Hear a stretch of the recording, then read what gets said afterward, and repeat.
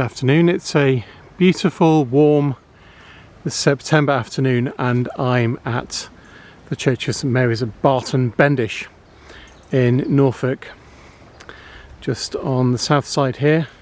As you can see, it's a little thatched church, nave and chancel. It is quite an unsophisticated building in many respects, simple in its scale and plan, but it's quite a sophisticated building in other respects. Built at the beginning of the 14th century, probably around 1320 or 1330, if this window tracery is anything to go by. The window tracery is particularly elaborate. The decorated style of architecture, as we call architecture in this period. So as we come round, we're coming round the south side of the chancel here. It's a lovely priest's door. There are some alterations in the 15th century, as we'll see inside. So it's 14th century door, and then a 15th century window, which also forms part of the sedilia inside. We'll see that. Another early 14th century window here. The bottom of it bricked up. These openings here, which are called a low side window, are designed to give a light to the choir stall so that the clergy can say their daily offices, and were often shuttered, and this one has been blocked up. A couple of nice 14th century heads here. A very, very flamboyant window of the 1330s here in the nave. Did I mention it's thatched? I think I might have done, but it has a thatched roof like a lot of churches had. Eventually they were replaced with tile. Now, this village of Barton Bendish originally had three churches. This one dedicated to St Mary, another one dedicated to All Saints, and another one dedicated to St Peter. St Peter's and St Mary's survives, All Saints has gone.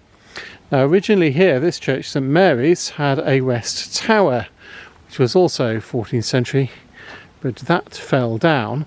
And when that fell down and the Church of All Saints was demolished in the 18th century, some elements of the Norman fabric of All Saints were brought here, including this fantastic west door of, well, I don't know, around circa 1180, 1190 perhaps. Very fine Norman door indeed. Lovely decoration on either side. So, as I say, a simple structure, but with some elements of sophistication. And it's the same when we go in. So let's go in. We go in through the west door.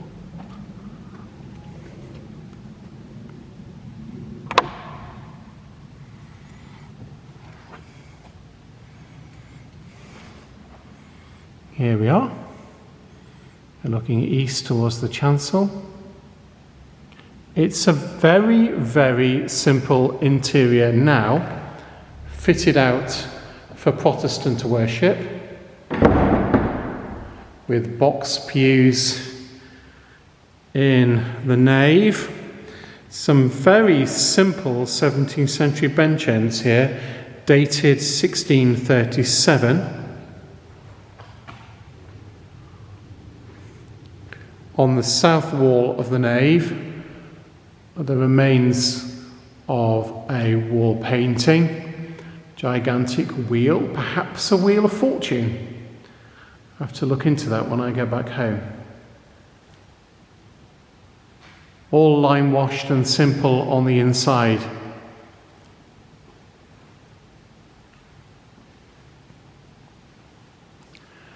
Some evidence of changes in the 15th century. So on the south wall here we've got a 14th century window, but we've got what appears to be a 15th century arch that led through to a side chapel. And if we look on the other side of the nave, we've got another one. A 14th century window, reset perhaps, and an arch. Did that lead to another chapel? And then other bits of 15th century alteration and sophistication. We have here a sedilia from the 15th century, the seats for the clergy incorporating a window. And on the other side, there is a sacristy and vestry with a 15th century doorway. So at some point in the 15th century, things have been altered here. Now, I'm not sure about these funny arches in the chancel walls.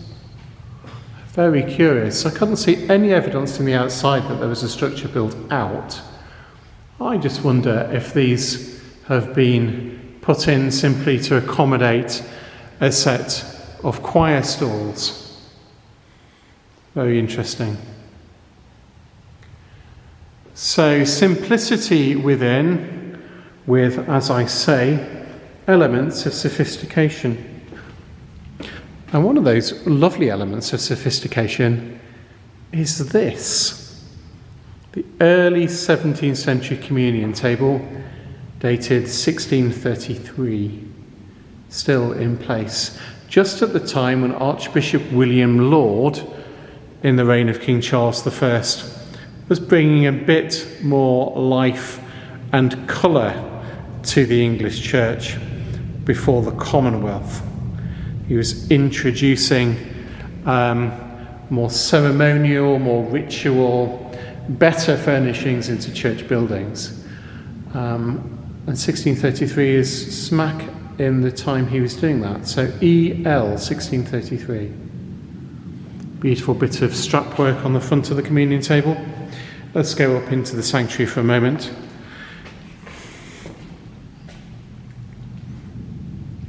Because I noticed on the surface of the communion table here, somebody called Robert Koch has inscribed his name on the 2nd of April 1782.